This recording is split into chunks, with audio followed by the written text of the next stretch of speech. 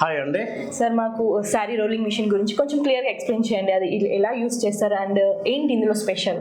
డెఫినెట్గా and thank you so much viewers అండి. ఇంతకు ముందు నా ఛానల్లో ఏదైతే వీడియోస్ పోస్ట్ చేసినావో చాలా మందికి చాలా నచ్చింది. ఇంకొకసారి మళ్ళీ డీటెయిల్గా శారీ రోలింగ్ మిషన్ నేను మ్యానుఫ్యాక్చరింగ్ చేసేది ఏం స్పెషలైజేషన్ మీకు చెప్తాను మేడం. సో బేసిక్గా ఇది శారీ ఐరనింగ్ మిషన్ మేడం. దీనిపైన ఏమేమి వర్క్స్ అవుతుంది? సో రోలింగ్ అంటాము, ఐరనింగ్ అంటాము, దాని తర్వాత మనము పాలిషింగ్ అంటాము, లేదా స్టార్చ్ ఐరనింగ్ అంటాము.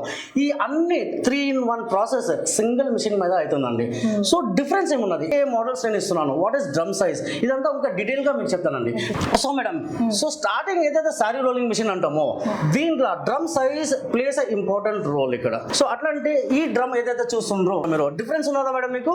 అది పెద్ద సైజ్ ఉంది, ఇది కొంచెం ఎగ్జాక్ట్లీ. సో త్రూఅవుట్ మన హైదరాబాద్ మార్కెట్ కానివ్వండి, లేకుంటే ఇండియన్ మార్కెట్ లో కానీ మీ సింపుల్ లాంగ్వేజ్ లో నేను చెప్తున్నానండి. 18 inches క్లారిటీ ఉన్నదా మేడం? సర్క్యులర్ గా మనం చేసుకుంటే 400 డయాడ్ డ్రమ్ సైజ్ అంటామండి. ఓకే.